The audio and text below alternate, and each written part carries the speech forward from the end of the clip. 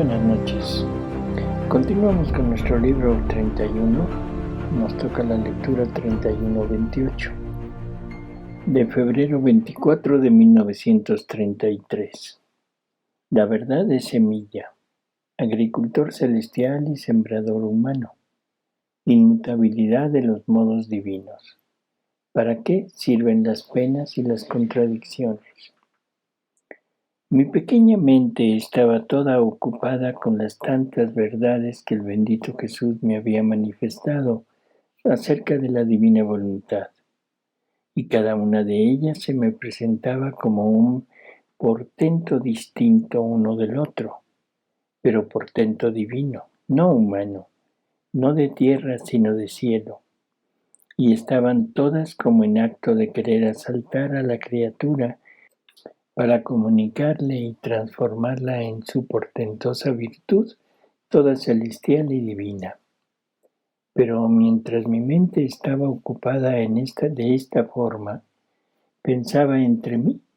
Sin embargo, ante verdades tan celestiales y divinas, en las cuales la sombra de lo humano no existe, tan amables, tan penetrantes, santas, llenas de luces, cada una de las cuales encierra la vida, el amor, la santidad de aquel que las ha manifestado.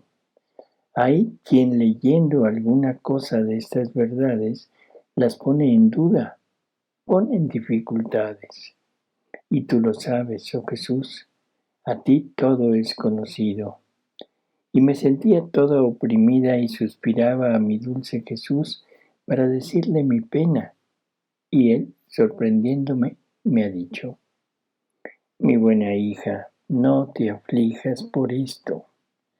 Tú debes saber que para conocer una verdad se necesita amarla. El amor hace surgir el apetito. El apetito da el gusto. El gusto hace surgir el hambre de comer de ella hasta saciarse y masticar muy bien la sustancia de un alimento, o sea, de mis verdades. La masticación produce la fácil digestión, en modo que se siente la posesión del gran bien que posee y produce mi verdad, y entonces las dudas cesan. Las dificultades se disuelven como nieve ante los rayos de un sol ardiente. Estos son los puntos básicos para llegar a entender, para llegar a conocer realmente lo que esta divina voluntad es, lo que esta divina voluntad quiere poner en nosotros. O sea, es necesario primero amarla. ¿Y cómo vamos a amarla? Bueno, la vamos a amar porque es una verdad que Jesús nos transmite. Y si nosotros realmente amamos a Jesús, reconoceremos en estas verdades, reconoceremos la palabra de Él, reconoceremos la forma de expresión, reconoceremos el amor, reconoceremos toda la exuberancia de su ser y no habrá posibilidad de equivocarnos. Por lo tanto, amaremos la palabra, amaremos la verdad, por supuesto, porque es palabra de aquel a quien amamos, es palabra de Jesús. Ahora, una vez amando esto, o sea, el amor hará surgir el apetito. Ojo con esto. Yo sé que esa palabra es de Jesús, yo amo a Jesús, yo amo su palabra. Por lo tanto, surge en mí el apetito para gustarla, degustar esa verdad, esa palabra. Ahora, el apetito da el gusto. Cuando nosotros comemos algo sin apetito, lo saboreamos, puede ser que sí, pero no es la satisfacción. Pero cuando tenemos apetito, en ese momento, el mismo apetito y el alimento lo degustamos y es ¿cómo diríamos? Una belleza de lo que estamos recibiendo. Es un halago a nuestro gusto, ¿sí? y ahora el gusto hace surgir el hambre de comer de ella hasta saciarse. ¿Queremos más? Ah, esto es delicioso, quiero más, quiero más, quiero más, ¿sí? Hasta saciarnos y masticar muy bien la sustancia de un alimento, o sea, de las verdades. Así que la masticación, en la medida que nosotros masticamos, que nos tomamos ese cuidado de ir masticando, degustando aquel alimento, no tragándolo así rápido, sino eh, digiriéndolo desde la boca, masticándolo bien, bien, bien para saborearlo. En ese momento se produce una digestión más sencilla, no será tan dificultosa. Y con esta digestión sencilla entraremos en posesión del bien de aquel alimento, de la palabra, de la verdad de Jesús. ¿Sí? Y entonces en ese momento ya no hay dudas, ya no hay dificultades. Así que este es el proceso para llegar realmente a entender, a comprender lo que se nos está diciendo. Dice ahora, si apenas las han tocado sin comerlas, con un estudio profundo, con un amor que produce el apetito, qué maravilla que tengan dudas y dificultades. Oh, cómo habrían hecho mejor diciendo, no es alimento para nosotros, ni tenemos voluntad de comerlo, en lugar de hacer juicios. Pero se sabe que mis verdades se encuentran lugar, sí, más en los corazones simples que en los doctos. Esto sucedió en mi redención. Con mi dolor, ningún docto me siguió, sino todos los pobres, ignorantes y sencillos. Tú debes saber que mis verdades son semillas que yo, agricultor celestial, continúo sembrando en las almas. Y si hago mi siembra, con certeza debo recoger el fruto. Muchas veces me sucede a mí como al pobre sembrador que arroja su semilla en la tierra, la cual, por falta de humedad, la tierra no tiene la fuerza de comerse la semilla para digerirla y convertirla en tierra, y de la sustancia que ha absorbido de la semilla, darle al pobre agricultor el 10, el 20, el 100 de la semilla que se ha comido. Otras veces, mientras arroja la semilla, por falta de lluvia, la tierra se hace dura sobre la semilla y no encuentra el camino para hacer salir la vida, la sustancia de la semilla que encierra. Y el pobre agricultor debe tener paciencia para recibir la cosecha de sus semillas. Sin embargo, con haber sembrado la semilla ha hecho ya una cosa y puede tener esperanza. Quizá una lluvia dé la humedad a la tierra, la cual, poseyendo la sustancia de su semilla, hará surgir lo que ha sembrado, o bien, quitando la dureza, removiéndola, forma los caminos para reproducir su semilla. Así que el sembrador, a pesar de que la tierra no produce súbito la multiplicidad de la semilla que ha recibido, el tiempo, las circunstancias, la lluvia puede hacer producir una cosecha más abundante que no se esperaba. Ahora, si el agricultor, a pesar de todas las dificultades de la tierra, puede esperar y recibir una abundante cosecha, mucho más yo, agricultor celestial, habiendo sacado de mi seno divino tantas semillas de verdades celestiales para sembrarlas en el fondo de tu alma y con la cosecha llenar todo el mundo. ¿Quieres entonces tú creer que por dudas y dificultades de algunos, que quién como tierra sin humedad y quién como tierra endurecida, yo no debo tener mi cosecha sobreabundante? Hija mía, te equivocas. El tiempo, las personas, las circunstancias cambian y lo que hoy se puede ver negro, mañana se podrá ver blanco, porque muchas veces se ve según las predisposiciones que tienen y según la vista larga o corta que la inteligencia posee.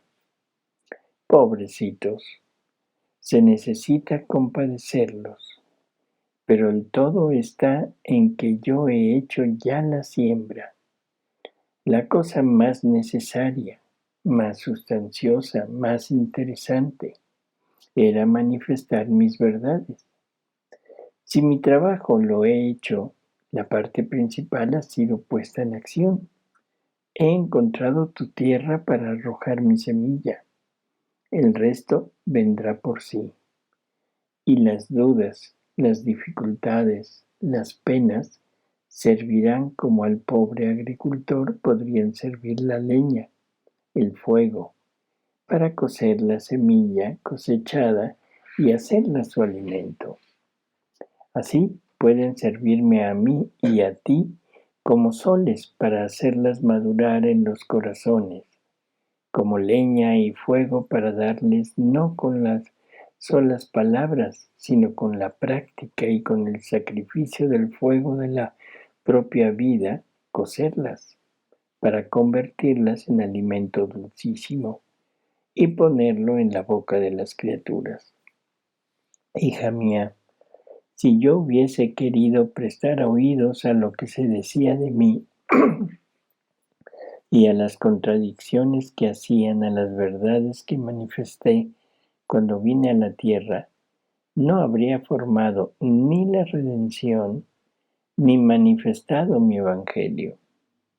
Sin embargo, eran los más doctos, la parte noble, aquellos que habían estudiado las estructuras y que enseñaban al pueblo la religión.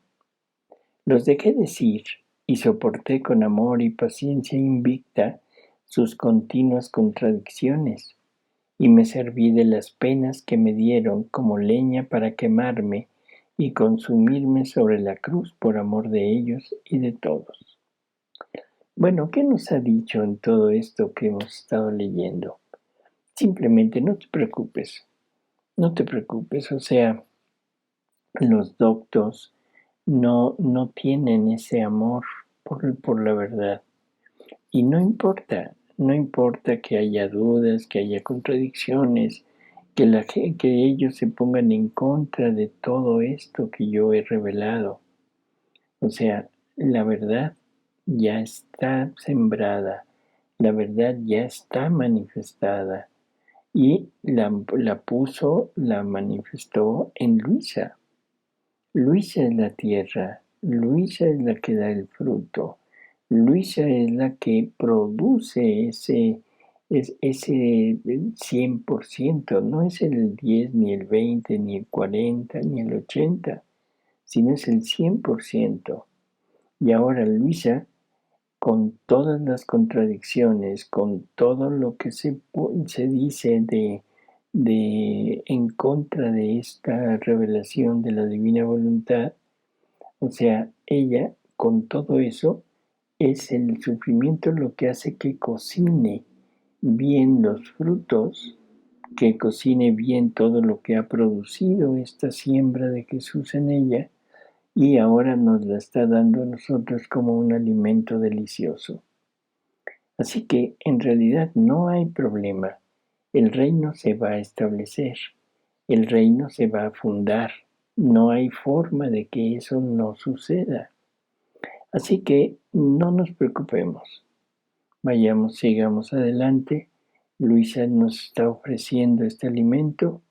Nosotros tendremos que sufrir también esas contradicciones, esas dudas, cuando se trate de exponer estas verdades. Sin embargo, o sea, la gente tendrá que llegar a entender poco a poco a través del tiempo, del ejemplo, de todo, tendrá que entender. Y si no, bueno, pues entonces, como dice Jesús, pobrecitos. O sea, el mal es para ellos. Continúa Jesús y dice, así hoy, si yo quisiera prestar oído a lo que dicen sobre las verdades de mi divina voluntad, habría tenido que poner fin a las manifestaciones sobre ella y a los designios que quiero cumplir con manifestarlas. Pero no sufrimos de inmutabilidad.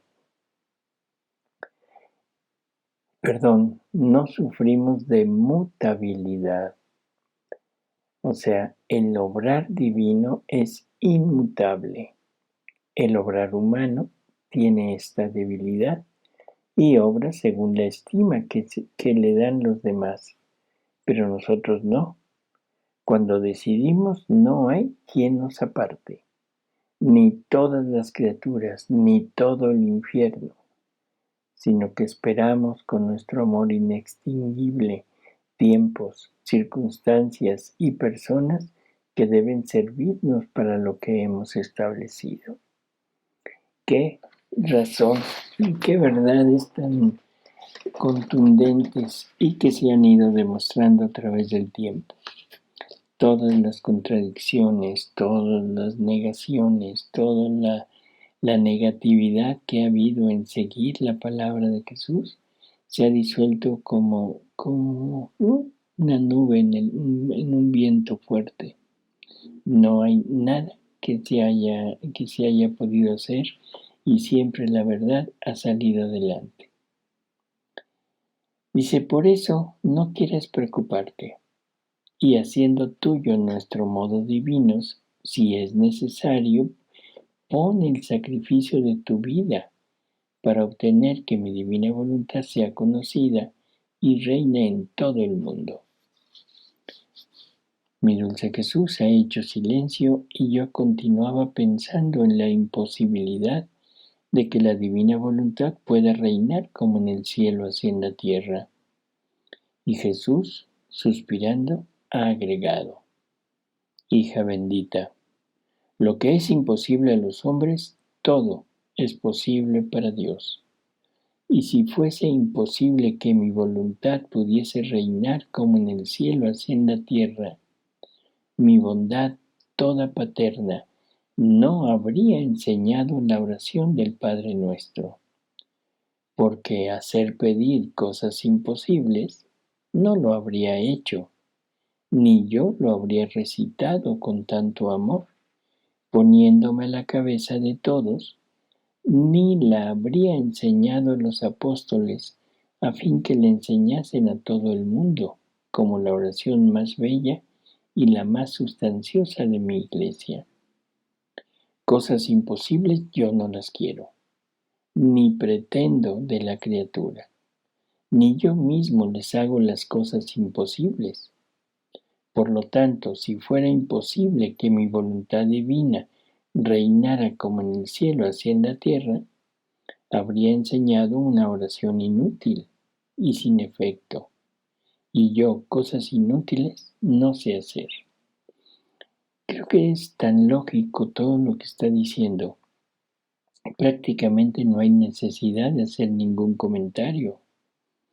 O sea, Él Todopoderoso, con esa sabiduría infinita que tiene, con ese acto único en donde está encerrado toda la respuesta de toda la familia humana, si hubiera conocido que su voluntad no iba a reinar, hubiera sido absolutamente ilógico que nos que nos diera una oración donde se pida, que nos dijera verdades que nos conducen a esa maravilla del reino de la divina voluntad. No podríamos estar llamando a Jesús como Rey, no estaríamos esperando el reinado del corazón sacratísimo de Jesús, porque eso es el reino de la divina voluntad. O sea, todo hubiera sido inútil. y Dios cosas inútiles no sabe hacer. Dice, a lo más espero aún siglos, pero debo hacer surgir el fruto de mi oración enseñada, mucho más que gratuitamente, sin que ninguno me lo hubiese dicho, que yo diera este gran bien de que mi voluntad se hiciera como en el cielo así en la tierra. Yo mismo, como una segunda creación, sin que nadie me rogara, yo extendí los cielos, creé el sol y todo. Así por mi voluntad, todo espontáneo yo dije, rueguen que mi voluntad se haga como en el cielo así en la tierra. Y cuando espontáneamente se dice rueguen que esto suceda, sin que ninguno me lo haya pedido, significa que primero observé todo en mi omnividencia.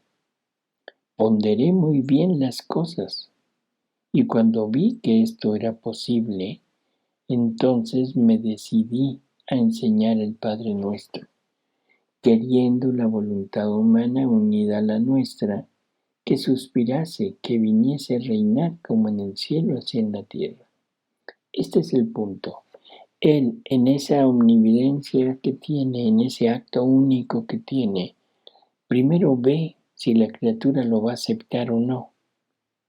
Y una vez que ve que las criaturas lo van a aceptar, ahora lo pone a pedir.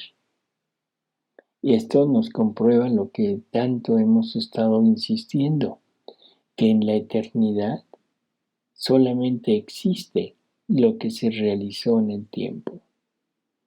En la eternidad no pueden existir cosas que en el tiempo no hayan sucedido. Así que en esa seguridad Dios tiene la posibilidad de decir, esto se va a realizar, porque Él nunca coartará nuestra libertad. Él nunca nos obligará a cosas que no queremos. Siempre todo lo que hagamos y nos unamos a Él tiene que ser en forma voluntaria. Por lo tanto, si esto lo dejó dicho, es que se va a realizar. Si no se fuera a realizar, no lo hubiera dicho. Bueno, dice así que todo lo que he manifestado sobre mi voluntad está encerrado en aquellas solas palabras. Hágase tu voluntad como en el cielo, así en la tierra. En estas pocas palabras están encerradas abismos de gracias, de santidad, de luz y abismos de comunicaciones y transformaciones divinas entre creador y criatura. Hija mía, era el regalo que hacía tu Jesús a las generaciones humanas, como cumplimiento de mi redención. Mi amor no estaba contento aún. Mis penas no me habían dado plena saciedad. Quería dar aún. Quería ver mi cielo en la tierra, en medio de mis hijos. Por eso, pocos días antes de partir para el cielo, decidí primeramente dar mi voluntad como en el cielo así en la tierra. Y después enseñé el Padre Nuestro, en el cual yo quedé comprometido de dar este gran don, y tu Jesús cuando se compromete no se echa para atrás. Por eso no tengas dudas. Y si los demás dudan, déjalos hacer. ¿Qué saben ellos de cómo debo desarrollar las cosas? Yo tengo poder y querer en mis manos, y esto me basta. Y tú queda en paz y sigue siempre mi querer. Confíate a tu Jesús y verás. Bueno, así que primero decidió dar su voluntad. Y una vez decidido, nos manifiesta y nos enseña a pedir lo que ya había decidido dar.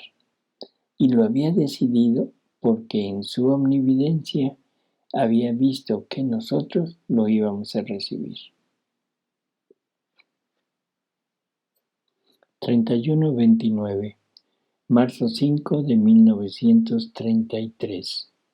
La voluntad humana reduce al alma a jirones y forma las pequeñas ciudadelas desordenadas, sin rey y sin defensa.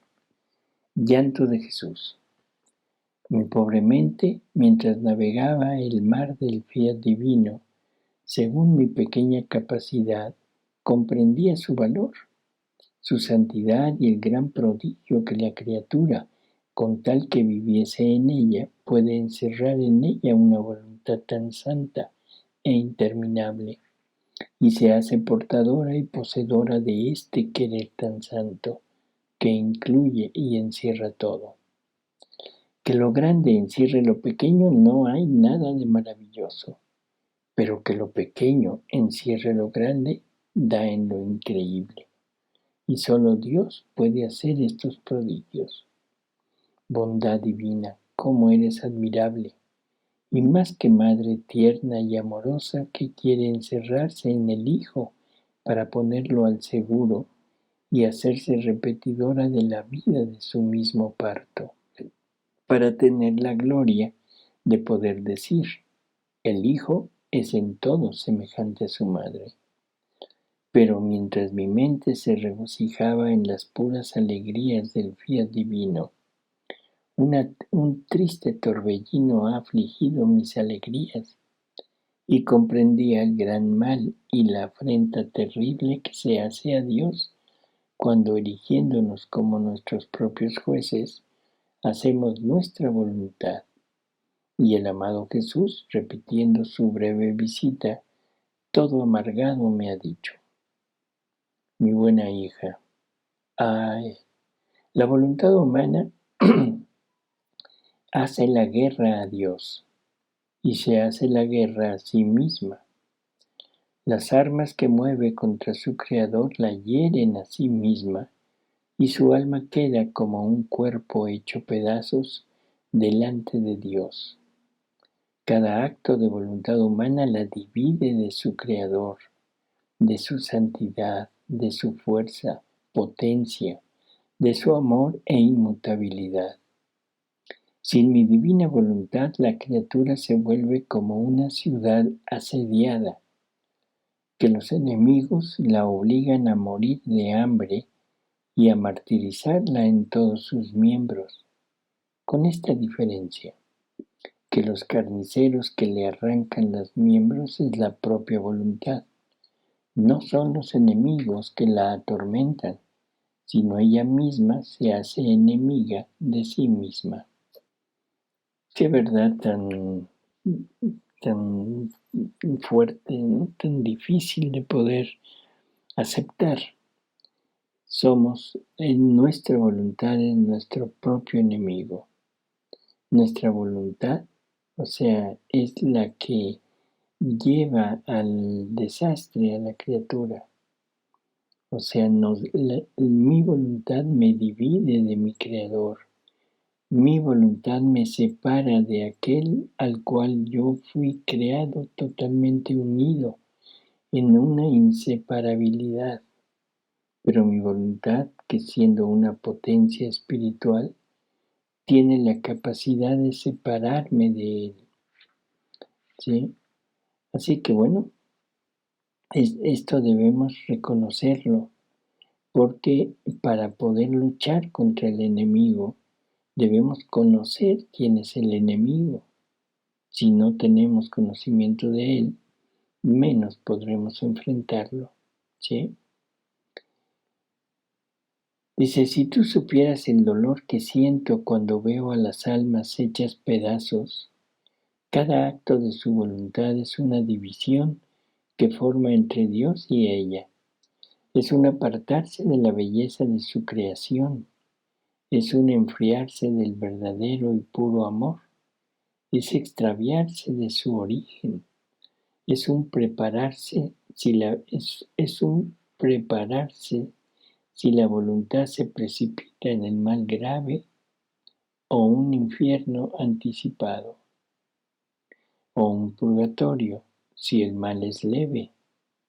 La voluntad humana es como la gangrena al cuerpo que tiene virtud de hacer caer la carne a pedazos y de deformar la belleza de la criatura.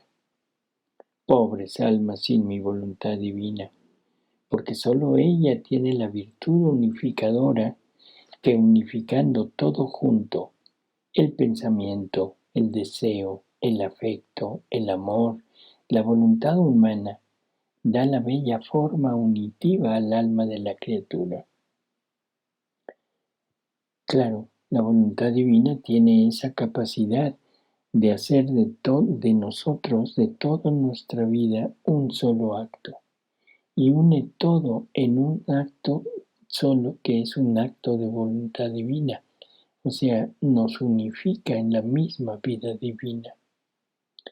Sin la divina voluntad, esto no sucede.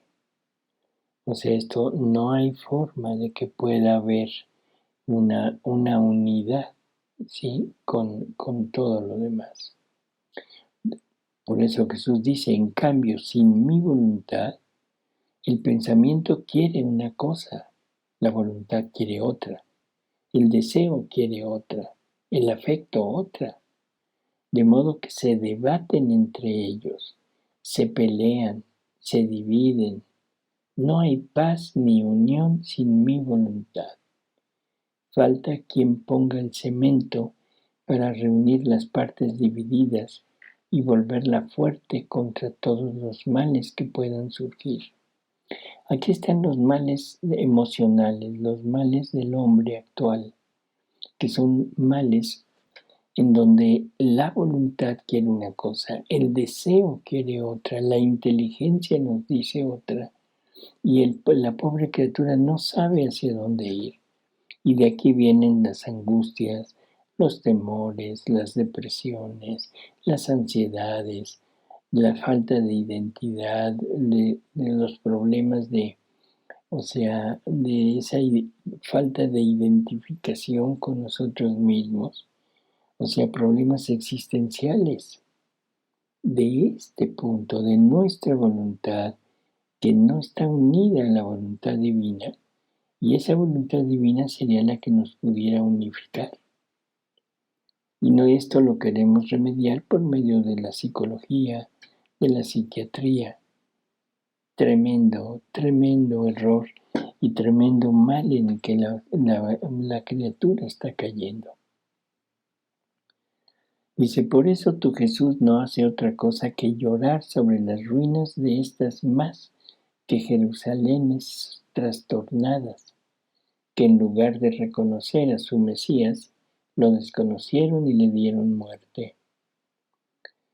Así mi voluntad viene desconocida mientras está en medio de ellas y en ellas, y forman de sus almas pequeñas ciudades trastornadas que me obligan a repetir la amenaza, que de ellas no quedará piedra sobre piedra, porque sin mi voluntad son ciudades sin rey. Por tanto, no tienen ni quien las proteja, ni quien las defienda, ni quien les suministre los alimentos necesarios para hacer el bien y para no hacerlas familiarizarse en el mal. Y yo lloro sobre su suerte. Ruego que reconozcan mi voluntad, la amen y la hagan reinar. Tú ruega junto conmigo.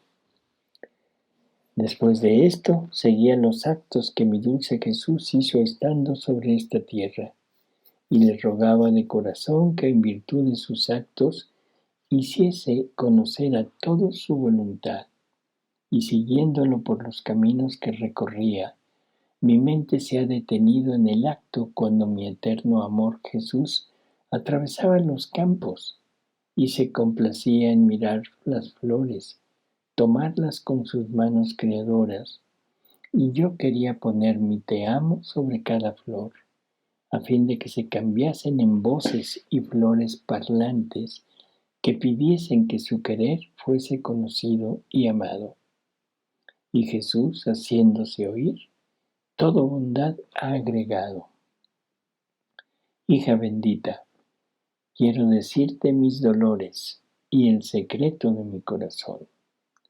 Debes saber que la voluntad humana fue el clavo más traspasante de mi corazón. Yo al reconocer los caminos, yo al recorrer los caminos, los campos, veía los campos floridos, los árboles cargados de frutos y sentía las alegrías de mi creación.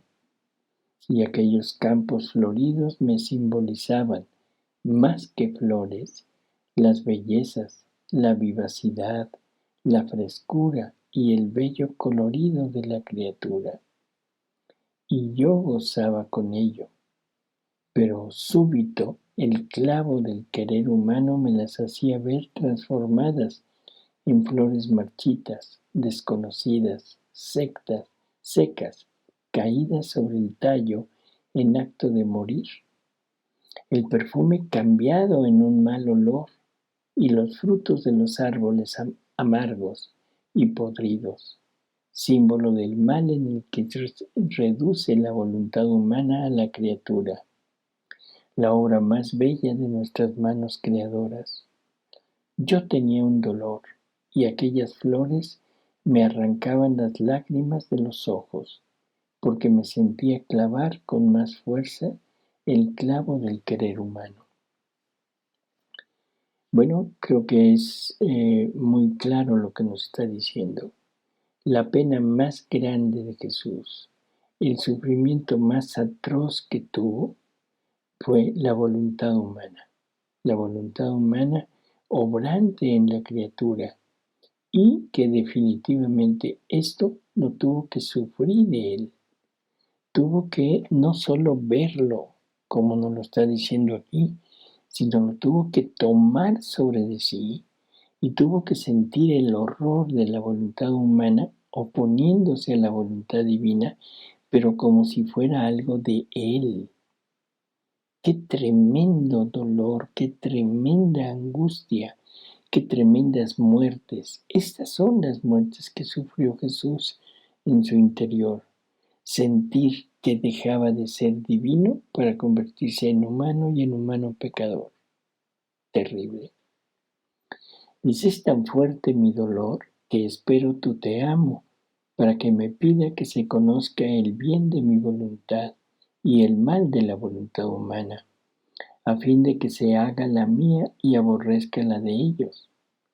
Muchas veces miraba el cielo azul cubierto de estrellas y el sol con su majestad resplandeciendo de luz que dominaba toda la tierra, símbolo del cielo del alma, y el sol de mi voluntad que debía resplandecer dentro de este cielo tan encantador, que debía dominar con su luz el cielo del alma y la bella tierra florida de sus cuerpos.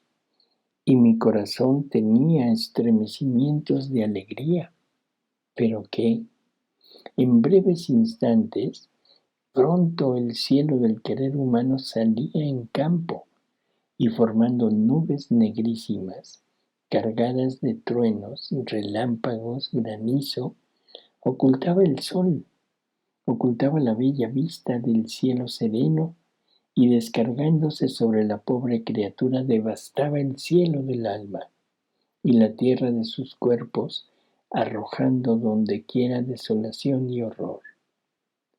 Puedo decir que no di un paso cuando viví aquí abajo, que el clavo del querer humano no me traspasase.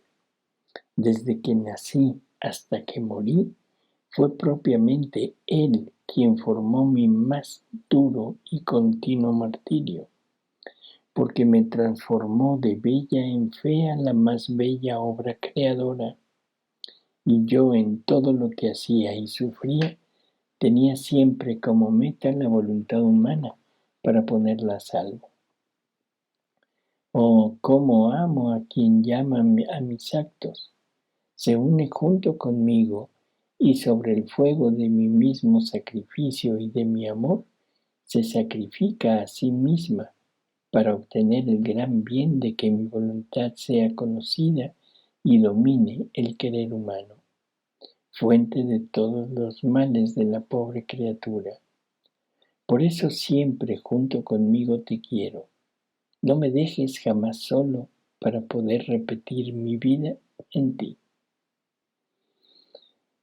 Y con esto, amigos, terminamos nuestro libro 31. Dos lecturas maravillosas para cerrar con broche de oro este gran libro, el libro 31. Y en la próxima empezaremos con el libro 32. Hasta luego, amigos.